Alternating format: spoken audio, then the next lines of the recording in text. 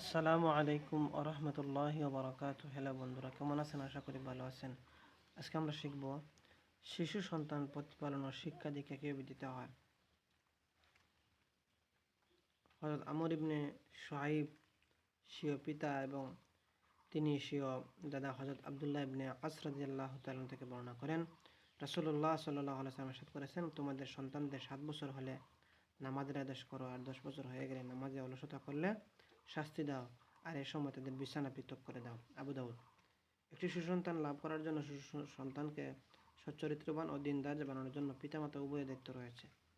সন্তান জন্মের পূর্ব থেকে ভালো সন্তানের পিতা হওয়ার ফিকির থাকতে হবে, আর সেই ফিকির প্রচেষ্টা অব্যাহত রাখতে হবে মৃত্যু পর্যন্ত। প্রথমত, সুসন্তান পেতে হলে একটি সৎ ও নেককার মেয়েকে বিবাহ করতে হবে। গাধার পেটে যেমন ঘোড়া জন্ম লাভ করে না এবং ঘোড়া পেটে গাধা জন্ম হয় না, কাজেই ভালো নারীর গর্ভেই ভালো সন্তান বেশি আশা করা যায়। কারণ সন্তান গর্ভ আসার পূর্বে থেকেই মায়ের চিন্তা ভাবনা, মায়ের মন মানসিকতা, মায়ের আচরণ সব কিছুর প্রভাব পড়ে থাকে গর্ভস্থ সন্তানের উপর। তাই সন্তান গর্ভে আসার পর থেকে সব ধরনের কুচিন্তা ও পাপের চিন্তা পরিহার করতে হবে এবং নেক চিন্তা ভাবনা থাকতে হবে, তাহলে সন্তানের উপর তার প্রভাব পড়বে। কিশোরদের সামনে বা তাদের সঙ্গে কথাবার্তা, আচার ব্যবহার এমন হওয়া উচিত যাতে তাদের মন খারাপ প্রতিক্রিয়া না হয়। শিশু অবুঝ হলেও কোনো কথা ও আচরণ পূর্ণরূপে উপলব্ধি করতে না পারলেও ভালো মন্দ প্রভাব তার মনে পড়ে এবং তার মন মানসিকতা গঠনে সেটা ভূমিকা রাখে। শিশুর মন ভিডিও এর ন্যায়, যা কিছুই তার সামনে বলা হবে তা বা করা হবে তা একটা চিত্র তার মনে অঙ্কিত হয়ে যাবে। যদিও সে এখন তা প্রকাশ করতে সক্ষম নয়, কিন্তু ভবিষ্যতে যখন সে প্রকাশ করতে সক্ষম হবে তখন দেখা যাবে শিশুকালে যেসব চিত্র তার মনে অঙ্কিত হয়েছিল এখন তারই বহিঃপ্রকাশ ঘটছে। তাই শুধু এমন সব বিষয়ই তার সামনে বলতে হবে করতে হবে যাতে তার মন মানসিকতা ভালো উন্নত হয়ে ওঠে। নিচে বর্ণিত বিষয়গুলোর প্রতি খেয়াল রাখা উচিত। এক, অবুঝ শিশু জাগ্রত থাকা অবস্থায় তার সামনে মাতা পিতা অশ্লীল কথাবার্তা, যৌন আচরণে লিপ্ত হবে না, অন্যথায় তার মনে নির্লজ্জতা সৃষ্টি হতে পারে। 2, শিশুর সঙ্গে অনাদর অবহেলা আচরণ করা যাবে না, তাহলে তার মন নিষ্ঠুর ও বিকারগ্রস্ত হয়ে যেতে পারে।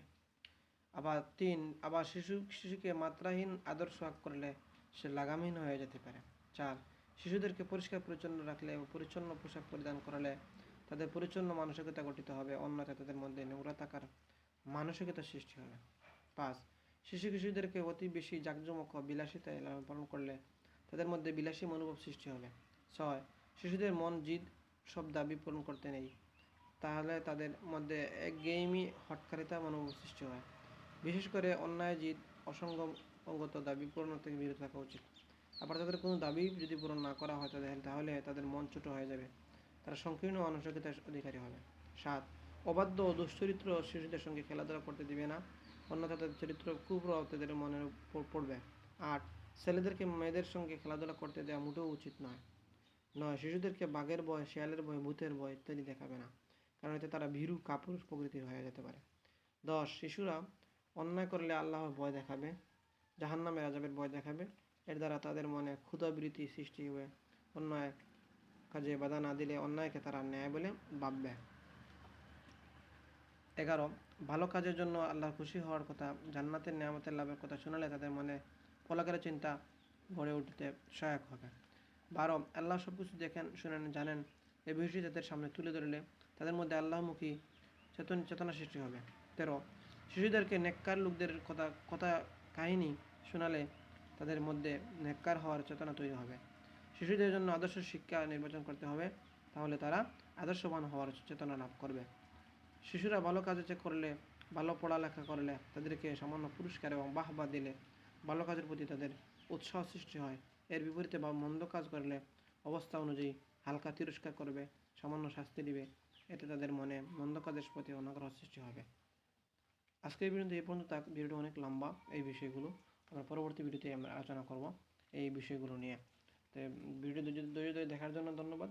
আর আমাদের চ্যানেল এরকম ইসলামিক ভিডিও চ্যানেলটা সাবস্ক্রাইব করে পাশে থাকবেন। দেখা হবে অন্য কোনো ভিডিওতে, সে পর্যন্ত ভালো থাকুন, সুস্থ থাকুন। আসসালামু আলাইকুম ওয়া রাহমাতুল্লাহি ওয়া বারাকাতুহু।